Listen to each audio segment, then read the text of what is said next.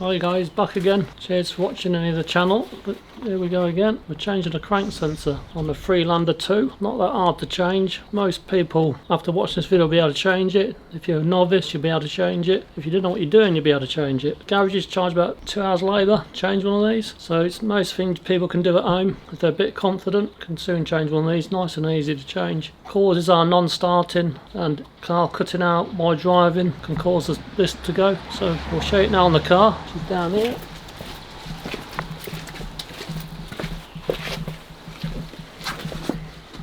This is the car. You don't even have to take the wheel off. So you don't need to take the wheel off. Turn the steering wheel 45 degrees.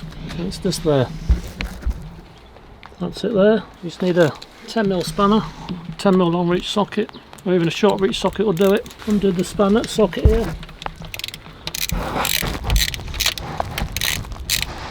And you'll have a 10mm bolt like that come out. Nice long 10mm bolt. Nice and simple. Get a little pull, clip. Just some clips. All you do, you get a little wiggle, and it just comes straight out. Simple as that. That's your old one. Now when you go and get one of these, make sure you get the right one. The difference is the hole. So some have a round hole, some have an oval hole. Just make sure it matches up exactly the same. We've got one here to show you. This is the one we're going to be fitting. Just from a local parts shop. About £30. We'll get you one of these. But there is two types, so just beware when you go and buy one. Check it's right. So here's the new one. Like I say, it's got the oval. Exactly the same with the oval hole. The one with the round hole does not fit. It looks similar, doesn't fit. So make sure it's got the thin clip at the back and the round hole. So that's the new one. And all you do,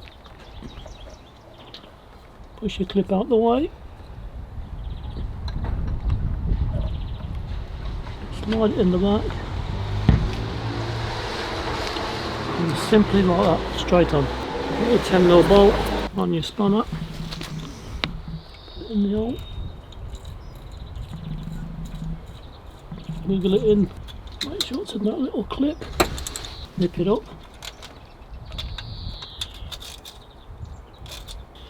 put your clip in there,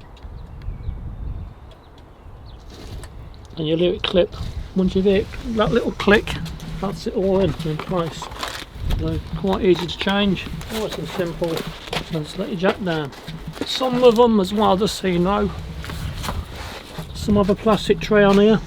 Some of the cars, there's a plastic tray sits on here, so there's just two clips in the plastic tray and one screw underneath, and your tray comes down and that's it all there. And this one ain't got the tray, some do.